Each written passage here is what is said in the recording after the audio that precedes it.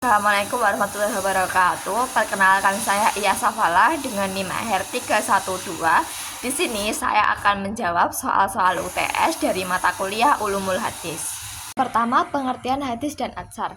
Hadis sendiri secara bahasa berarti perkataan atau ucapan yang baru.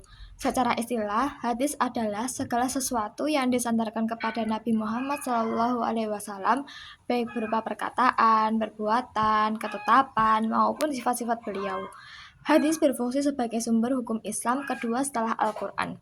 Sedangkan atsar secara bahasa berarti jejak atau bekas. Dalam istilah ilmu hadis, atsar digunakan untuk menyebut segala sesuatu yang disandarkan kepada sahabat atau tabi'in, baik berupa perkataan maupun perbuatan mereka. Hadis ini digunakan untuk hal-hal yang berasal dari Nabi Muhammad SAW. Atsar digunakan untuk hal-hal yang berasal dari sahabat dan tabi'in. Jadi, setiap hadis itu bisa disebut atsar, tetapi tidak semua atsar adalah hadis.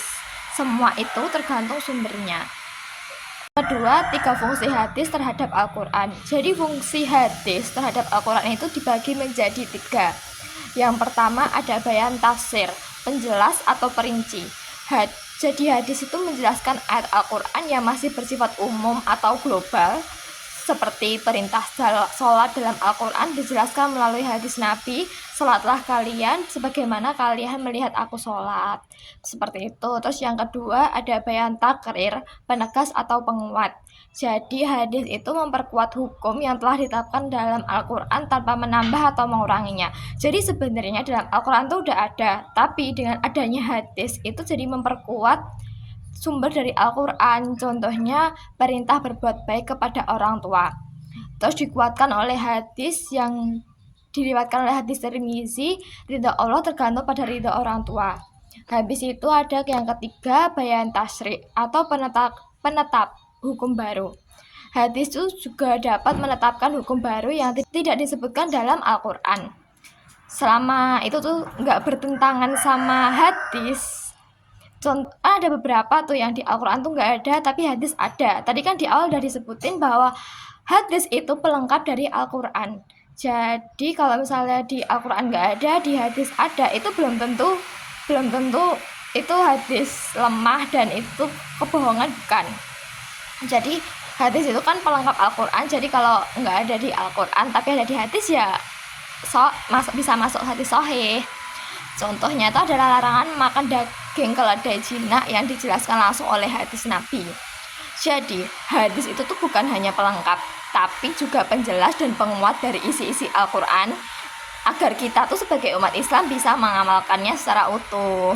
Ketiga, ada proses pengumpulan atau kodifikasi hadis. Jadi pada masa pengumpulan ini itu tuh dibagi jadi 4 masa. Yang pertama ada masa Nabi Muhammad SAW. Ini tuh masuk fase awal. Di fase ini hadis tuh belum resmi dibukukan, tapi dihafal sama sahabat.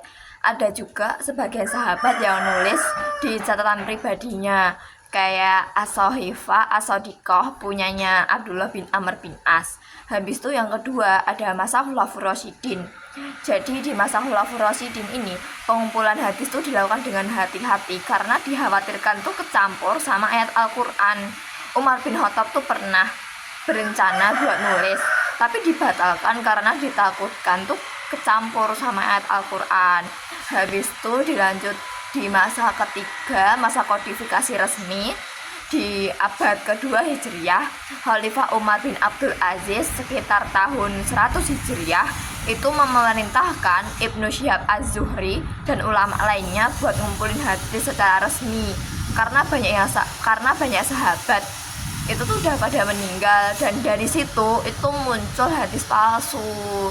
Habis itu di masa 4, masa penyempurnaan, di abad ketiga Hijriyah sampai seterusnya, itu ulama tuh mulai nyusun hadis secara sistematis dan ilmiah, sampai akhirnya muncul kitab-kitab besar kayak Al-Muwatta karya Imam Malik, Sahih Bukhari dan Sahih Muslim, serta Sunan Abu Dawud, Tirmizi, Nasai dan Ibnu Majah. Jadi dalam masa kodifikasi hadis ini dilakukan tuh bertahap dan hati-hati, sampai akhirnya lahir kitab-kitab hadis yang akhirnya jadi rujukan akhirnya jadi rujukan kita sebagai umat muslim. Yang keempat, klasifikasi hadis berdasarkan jumlah perawi. Jadi jumlah periwayatnya itu terbagi menjadi dua kelompok besar. Yang pertama ada hadis mutawatir. Hadis mutawatir itu hadis yang diriwayatkan oleh banyak perawi pada setiap tingkatan sanad, dan mustahil mereka tuh bersepakat buat berdusta. Nah, jenisnya ada mutawatir lafzi yang sama lafaz dan mutawatir maknawi sama makna. Contohnya hadis tentang jumlah rakaat sholat dan sabda Nabi. Barang siapa berdusta atas namaku dengan sengaja, maka hendaklah ia menempati tempat duduknya di neraka. Hadis Bukhari dan Muslim. Yang kedua itu ada hadis ahad.